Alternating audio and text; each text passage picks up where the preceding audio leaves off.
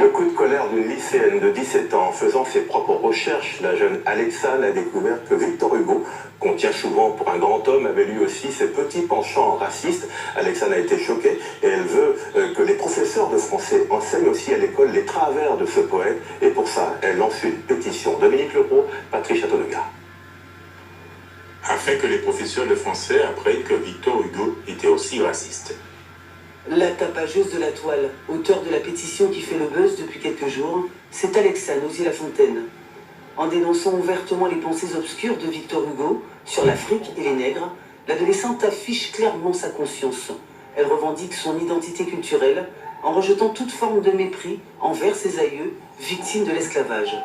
Je suis tombée sur un article du magazine Afrique Mag sur Internet et je n'y croyais pas, ça m'a choquée et j'ai cherché à vérifier si c'était vrai et j'ai trouvé de nombreux autres articles de personnes qui dénonçaient Victor Hugo.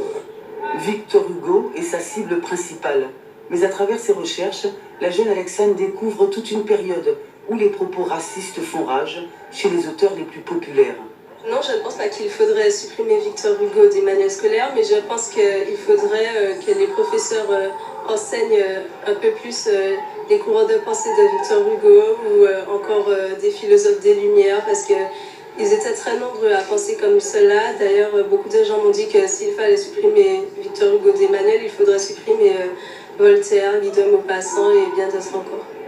Le 19e siècle, le siècle des Lumières, l'époque où la classification des races, la notion de sous-race ne choque pas, doit être évoquée par les enseignants sous tous ses aspects, nous dit Marie-Hélène Néautin, professeure d'histoire. Que professeur qui ne présente pas les deux aspects, c'est là qu'il y a un problème.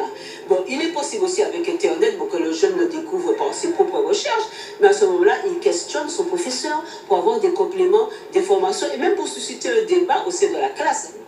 Près de 900 signataires en 4 jours, 170 commentaires émanant des 4 coins du monde, la pétition d'Alexane Ozzy-Lafontaine éveille lentement certaines consciences. À la veille de la commémoration de l'abolition de l'esclavage, le débat est ouvert.